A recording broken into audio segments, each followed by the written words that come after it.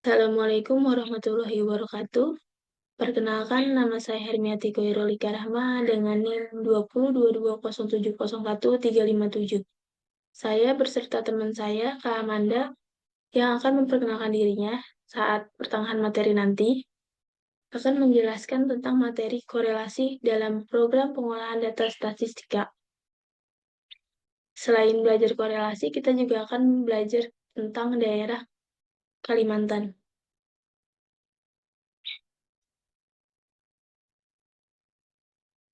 Apa sih korelasi itu dan tujuannya apa? Korelasi adalah keratan antara variabel. Menurut Kamus Besar Bahasa Indonesia, arti korelasi adalah hubungan timbal balik atau sebab akibat.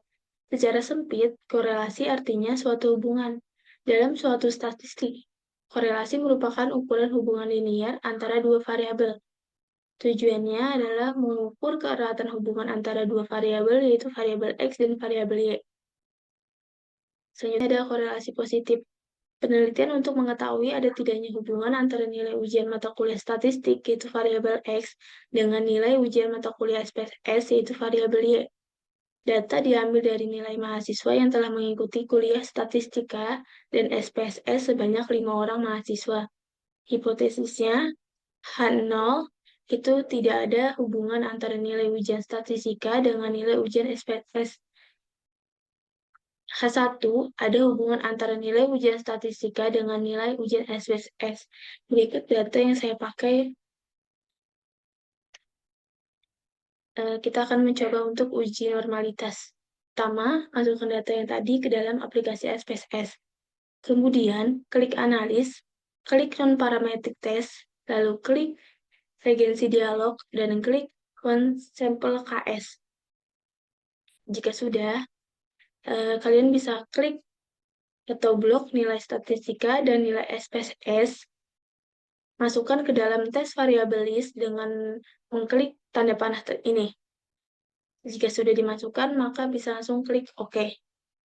Nanti akan muncul hasil output pada SPSS seperti ini. Nilai signifikan lebih dari 0,05, maka distribusi data normal.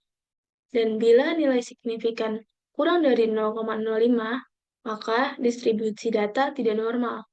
Nilai signifikan dari ujian statistika yaitu 0,200 dan nilai signifikan dari ujian SPSS adalah 0,96. Maka kedua nilai tersebut lebih dari 0,05. Maka nilai signifikan ujian statistika dan ujian SPSS adalah berdistribusi normal. Nah, sejarah suku Dayak Kalimantan. Orang Dayak adalah penduduk asli Pulau Kalimantan.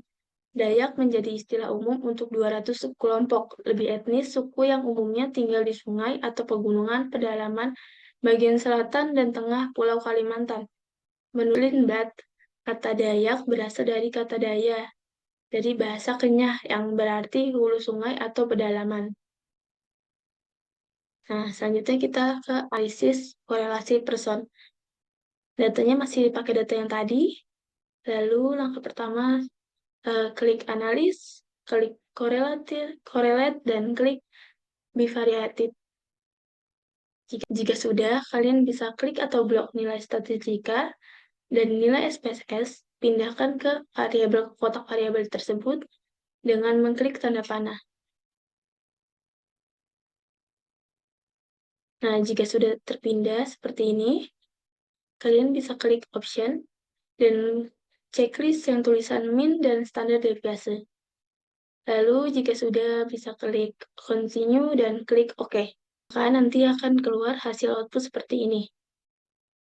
Person correlation itu 0,885 dan nilai signifikan itu 0,45 lebih dari 0,05.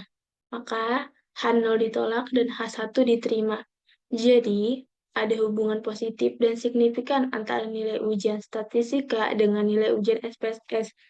Makin tinggi nilai ujian statistika, maka akan makin tinggi pula nilai ujian SPSS. Sebaliknya, makin rendah nilai ujian statistika, maka akan makin rendah pula nilai ujian SPSS. Baik, selanjutnya akan dijelaskan oleh Kamanda. Terima kasih. Assalamualaikum warahmatullahi wabarakatuh. Perkenalkan, nama saya Amanda Balkis dengan NIM 202307011437. Di sini saya ingin membahas tentang materi korelasi. Nah, sebelum kita melanjutkan materinya, kita mengenal Kalimantan dulu, karena Kalimantan mempunyai banyak tempat wisata yang indah seperti Pulau Derawan. Kepulauan Derawan adalah sebuah kepulauan yang berada di Kabupaten Berau, Kalimantan Timur. Di kepulauan ini terdapat sejumlah objek wisata bahari menawan, salah satunya Taman Bawah Laut yang diminati wisatawan mancanegara, terutama pada penyelam kelas dunia. Selanjutnya ada Pasar Terapung Blok Bintan. Pasar terapung biasanya telah dimulai sejak pukul 5 dini hari dan berakhir pukul 9 pagi dan bukanya sendiri hanya hari Sabtu dan Minggu saja. Komoditas yang dijual umumnya adalah hasil bumi. Pedagang dan pembeli menjadi satu di sungai yang saat itu sedang subur tanaman eceng gondok. Nah, selanjutnya kita lanjut dengan materi. Di sini ada data yang terdiri dari jenis kelamin, bagian, IQ, EQ, motivasi, dan prestasi kerja. Lalu masukkan ke dalam SPSS data tersebut dan disesuaikan dengan data Excel di data view-nya. Jadi, pada nama ini disesuaikan dengan yang ada di Excel. Lalu, ubah pada values jenis kelamin dan values bagian sesuai gambar di bawah. Pada jenis kelamin, untuk angka 1 perempuan dan untuk angka 2-nya laki-laki. Pada values bagian, untuk angka 1-nya polisi, dan untuk angka 2-nya penasaran, dan yang ketiganya keuangan. Nah, selanjutnya setelah udah mengubah semuanya, kita klik Analyze, Non-Parametric Test, lalu klik Legal Dialogs, lalu klik satu sampel KS. Nah, di sini pada bagian IQ prestasi, pindahkan ke kolom tes variabel list dengan mengklik tanda panah ke samping, lalu pada tes distribusinya normal, lalu klik OK.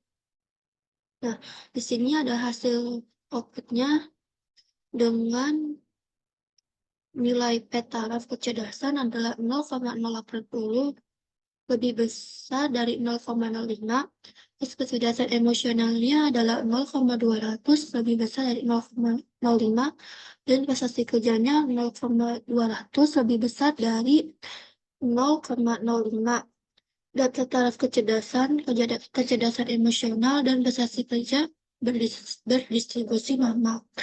Jadi datanya itu berdistribusi normal ya. Selanjutnya kita mengenal makanan khas Kalimantan, itu ada sotong pangkong. Sebutan sotong pangkong berasal dari bahasa Melayu.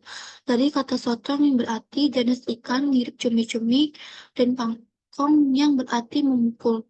Seperti namanya, bahan dasar sotong pangkong berasal dari cumi-cumi yang telah dikeringkan dengan cara dijemur. Biasanya masyarakat Pontianak menyantap soto pangkong dengan kuah sambal kacang atau sambal pedas manis sebagai cocolannya. Terus ada coipan. Disebut coipan karena kue ini isinya sayuran. Yang dipakai isian adalah bengkuang yang diserut halus atau pepaya muda. Dengan bumbu bawang putih dan ebi, isian ini jadi gurih enak. Sementara adonan pelita dibuat dari campuran tepung beras dan tepung kanji. Selanjutnya kita menganalisis korelasi person. Datanya masih sama dengan yang tadi. Selanjutnya klik Analyze, klik Correlate, dan klik Bivariate. Nah, di sini pada kolom variables, pindahkan IQ, EQ, dan prestasi kerja ke kolom variables dengan mengklik tanda panah ke samping. Lalu klik Option, terus pada menu statistik, pilih Means and Standard Deviation, lalu mesin values-nya exclude classes values. Nah, di sini klik continue, baru klik OK. Nah, di sini ada hasil data outputnya, yang dimana korelasi taraf kecerdasan IQ dengan kecerdasan emosional, hubungan R-nya 0,787 dan P-nya 0,787 lebih besar dari 0,05. Jadi HO-nya diterima dan H1-nya ditolak. Artinya tidak ada hubungan antara taraf kecerdasan IQ dengan kecerdasan emosional. Makin tinggi taraf kecerdasan, belum tentu makin tinggi kecerdasan emosionalnya. Sebaliknya, makin rendah taraf kecerdasan, maka belum tentu makin rendah kecerdasan emosionalnya. Di sini disebut dengan korelasi positif tapi tidak signifikan. Nah, lalu korelasi taraf kecerdasannya IQ dengan prestasi kerja diperoleh R sama dengan 0,597 dan P 0,211 lebih besar dari 0,05. HO-nya diterima dan H1-nya ditolak. Artinya tidak ada hubungan antara taraf kecerdasan IQ dengan prestasi kerja. Makin tinggi taraf kecerdasan belum tentu makin tinggi prestasi kerjanya. Sebaliknya, makin rendah taraf kecerdasannya belum tentu makin rendah prestasinya. Di sini disebut dengan korelasi positif tapi tidak signifikan. Oke, terima kasih. Sekian dari saya. Mohon maaf bila ada salah kata. Wassalamualaikum warahmatullahi wabarakatuh.